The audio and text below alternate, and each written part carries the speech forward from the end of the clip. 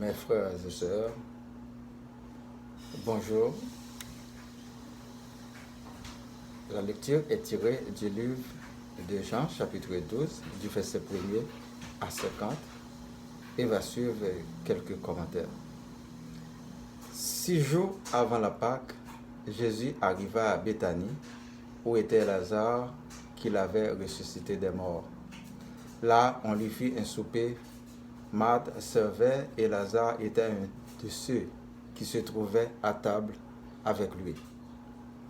Marie, ayant pris une livre d'un parfum de nard pur de grand prix, oignit les pieds de Jésus et elle lui essuya les pieds avec ses cheveux, et la maison fut remplie de l'odeur du parfum.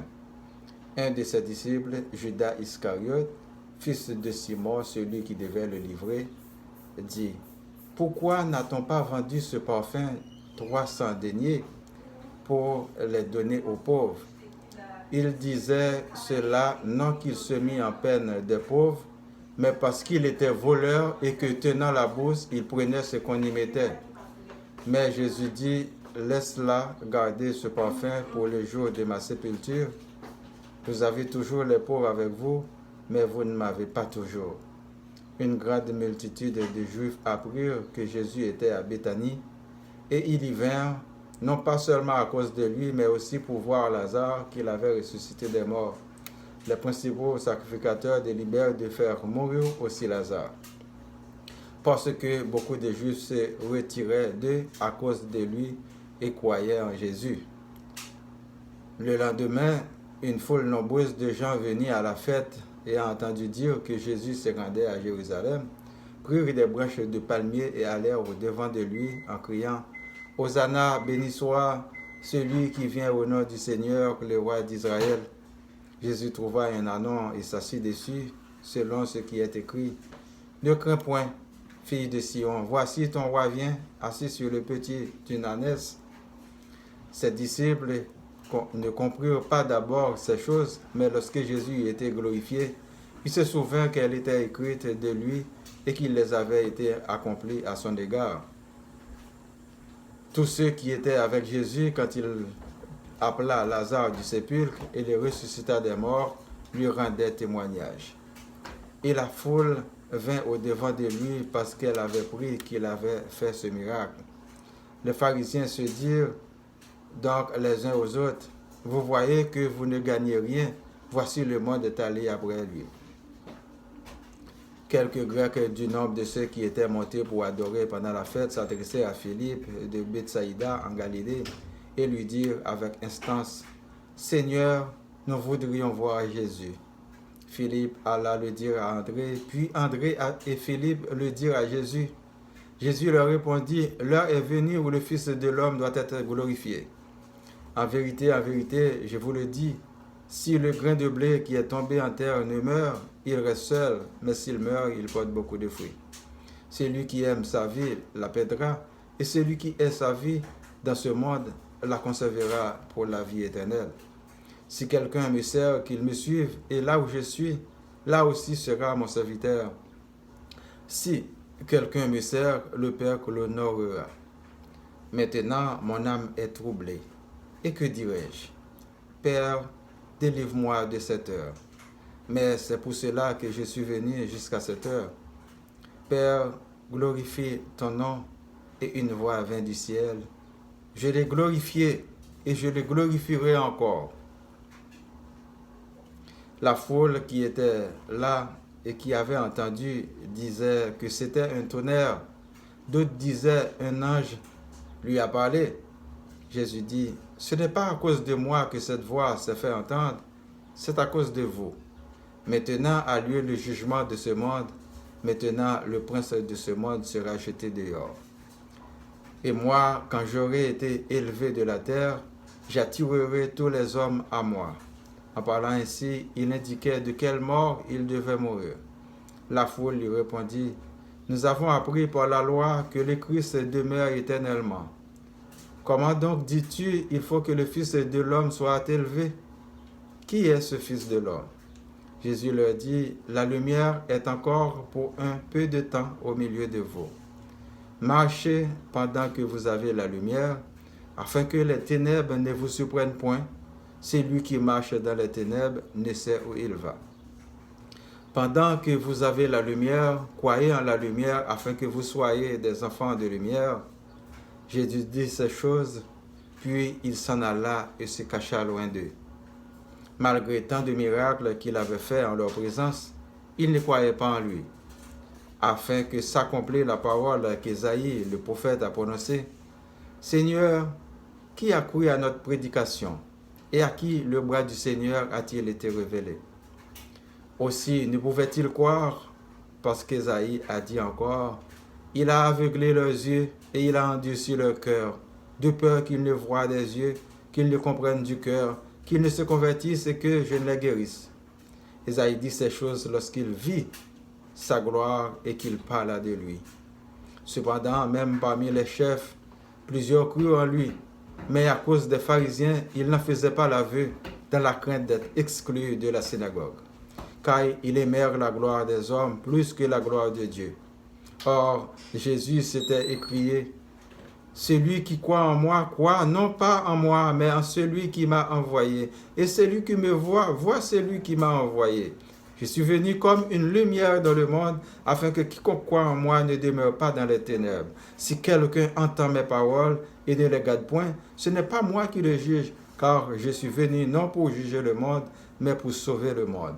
Celui qui me rejette et qui ne reçoit pas mes paroles à son juge.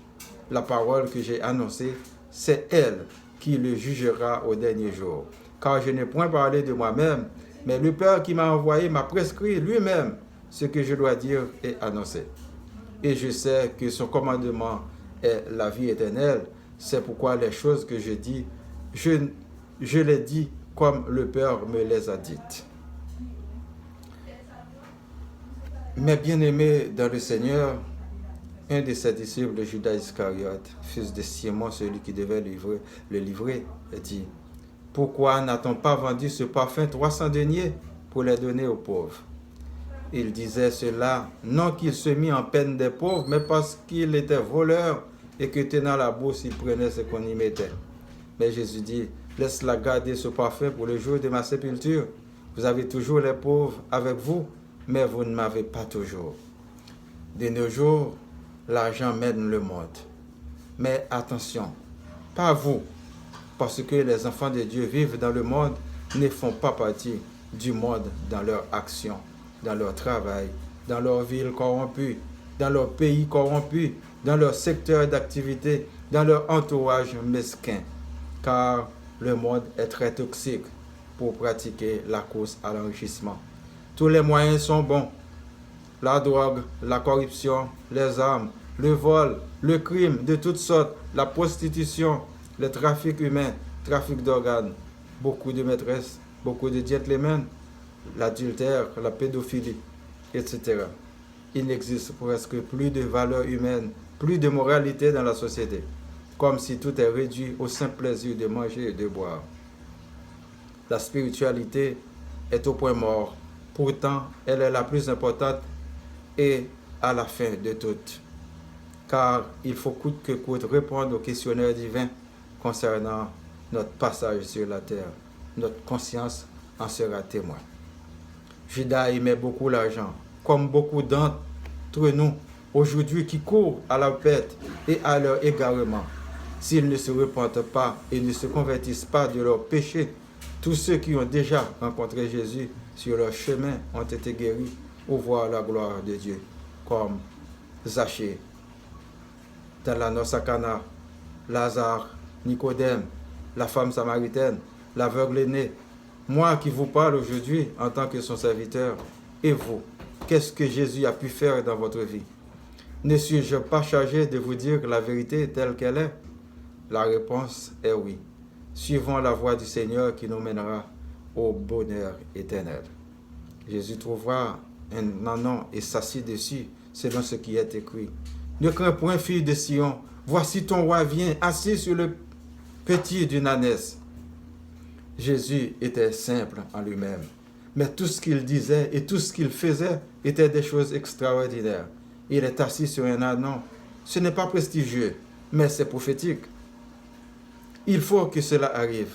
Nous sommes en tant qu'enfants du Très-Haut, capables de faire des merveilles avec de petites choses, étant animés de l'Esprit divin comme Jésus notre Sauveur. Autant qu'on adore d'autres dieux ou on l'ignore, autant que ça ira mal pour l'homme et pour l'humanité. Jésus leur répondit, « L'heure est venue où le Fils de l'homme doit être glorifié. En vérité, je vous le dis, si le grain de blé qui est tombé en terre ne meurt, il reste seul. Mais s'il meurt, il porte beaucoup de fruits. Celui qui aime sa vie la perdra, et celui qui est la vie dans ce monde la conservera pour la vie éternelle.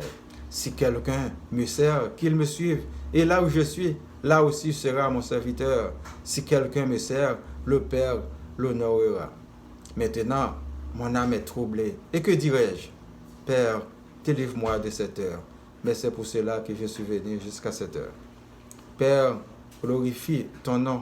Et une voix vint du ciel. Je l'ai glorifié et je le glorifierai encore. La foule qui était là et qui avait entendu disait que c'était un tonnerre. D'autres disaient, un ange lui a parlé. Jésus dit, ce n'est pas à cause de moi que cette voix s'est fait entendre, c'est à cause de vous. Maintenant a lieu le jugement de ce monde. Maintenant le prince de ce monde sera jeté dehors. Et moi, quand j'aurai été élevé de la terre, j'attirerai tous les hommes à moi.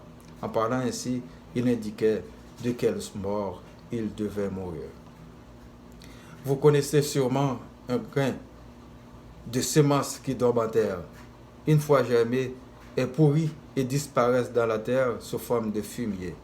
Mais si elle tombe en bonne terre, va être multipliée pour porter beaucoup de fruits. Il en est de même pour Jésus-Christ qui devait mourir pour nous sauver et nous racheter du péché, parce qu'il a pris sur son dos nos iniquités, nos malédictions de génération en génération pour faire de nous des êtres libres, des affranchis du mal par la grâce. Et le prince de ce monde, qui est Satan le diable, est jeté dehors. Il ne peut plus régner sur les enfants de Dieu dans le sens spirituel. Mais par contre, nous sommes physiquement encore dans son royaume. Nous allons recevoir de sévères persécutions jusqu'à ce qu'il nous tue. Il faut rester sur nos gardes, toujours surveillant à la surveillance dans la prière. Il faut rester connecté à Jésus. Quelqu'un qui cite le nom de Jésus-Christ avec la foi sera sauvé spirituellement. C'est pourquoi nous mourrons tous un jour ou l'autre. Dieu est le Créateur. Il ne tue jamais personne. Je mets quelqu'un en défi d'éprouver dans les évangiles où Dieu a tué quelqu'un, mais pour sauver son enfant en qualité de légitime défense, comme dans Exode 14, verset 30-31. En ce jour, l'Éternel délivra Israël de la main des Égyptiens. Et Israël vit sur le rivage de la mer des Égyptiens qui étaient morts. Israël vit la main puissante que l'Éternel avait dirigée contre les Égyptiens. Et le peuple craignait l'Éternel. Et il crut en l'Éternel et en Moïse, son serviteur, afin que sa gloire soit manifestée en délivrant le peuple d'Israël, car les Égyptiens pourchassaient Moïse, son serviteur, et son peuple. À bien réfléchir, mes frères et sœurs. La foule lui répondit, nous avons appris par la loi que le Christ demeure éternellement. Comment donc dis-tu, il faut que le Fils de l'homme soit élevé? Qui est ce Fils de l'homme? Jésus leur dit, la lumière est encore pour un peu de temps au milieu de vous. Marchez pendant que vous avez la lumière, afin que les ténèbres ne vous surprennent point. Celui qui marche dans les ténèbres ne sait où il va. Dieu vient du latin, Deus signifie briller, qui désigne le ciel lumineux en tant que divinité. Qui est ce Fils de l'homme? Eh bien, Jésus se compare à la lumière, qui est encore pour un peu de temps au milieu de vous, avant l'arrivée des ténèbres, pour que vous sachiez où est-ce que vous allez, parce que sa mort était proche. Malgré tout, malgré tant de miracles qu'il avait fait en leur présence, ils ne croyaient pas en lui. Afin que s'accomplisse la parole qu'Isaïe, le prophète, a prononcée. Seigneur, qui a cru à notre prédication? Et qui a le bras du Seigneur? Et à qui le bras du Seigneur a-t-il été révélé? Aussi ne pouvaient-ils croire, parce qu'Isaïe a dit, il a aveuglé leurs yeux et il a endurci leur cœur, de peur qu'ils ne voient les yeux, qu'ils ne comprennent du cœur, qu'ils ne se convertissent et que je les guérisse. Isaïe dit ces choses lorsqu'il vit sa gloire et qu'il parla de lui. Cependant, même parmi les chefs, plusieurs crurent en lui, mais à cause des pharisiens, ils ne faisaient pas l'aveu, dans la crainte d'être exclus de la synagogue, car ils aimèrent la gloire des hommes plus que la gloire de Dieu. Or, Jésus s'était écrié, « Celui qui croit en moi, croit non pas en moi, mais en celui qui m'a envoyé. Et celui qui me voit, voit celui qui m'a envoyé. Je suis venu comme une lumière dans le monde, afin que quiconque croit en moi ne demeure pas dans les ténèbres. Si quelqu'un entend mes paroles et ne les garde point, ce n'est pas moi qui le juge, car je suis venu non pour juger le monde, mais pour sauver le monde. Celui qui me rejette et qui ne reçoit pas mes paroles a son juge. La parole que j'ai annoncée, c'est elle qui le jugera au dernier jour. Car je n'ai point parlé de moi-même, mais le Père qui m'a envoyé m'a prescrit lui-même ce que je dois dire et annoncer. Et je sais que ce commandement est la vie éternelle. C'est pourquoi les choses que je dis, je les dis comme le Père me les a dites. Celui qui rejette Jésus, rejette le Père qui l'a envoyé, parce qu'il n'était pas venu de lui-même, mais il a été envoyé par le Père et pour faire le travail du Père. La foule aveugle, comme aujourd'hui, adore la gloire des hommes, telle que la salutation en public, les titres, les honneurs, les divas, les grades, les richesses. Monsieur, madame, il ignore bien souvent les responsabilités qui viennent avec et les médiocrités qui maintes fois les accompagnent. Mais les valeurs spirituelles sont de seconde main ou jamais.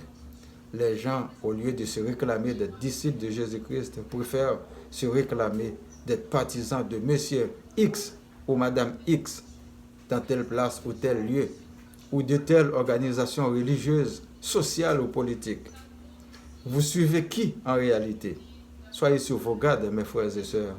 Mais en pleine nuit, quand Satan est venu vous égorger, vous appelez Jésus de Nazareth. Vous appelez Monsieur ou Madame. Quelle idiotie. C'est le moment d'ouvrir vos yeux. Prions ensemble pour les familles et celles qui sont en danger. Ma famille, les orphelins, les pécheurs, les malades de toutes sortes, les gens atteints du Covid-19, les employés de la santé, les services d'urgence, les autorités, les endurcis de cœur, les dirigeants, les leaders religieux, les chômeurs, les personnes à mobilité réduite, les personnes vivant seules, les orgueilleux. Le royaume se rapproche pour chacun de vous, de même que le soleil, lui, pour chacun de nous, et que nous respirons tous l'oxygène de l'univers créé par le Créateur.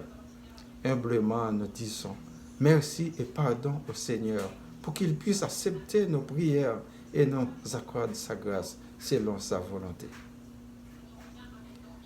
Lisez votre Bible. Votre serviteur Boniface. Pardon. Merci. Au revoir.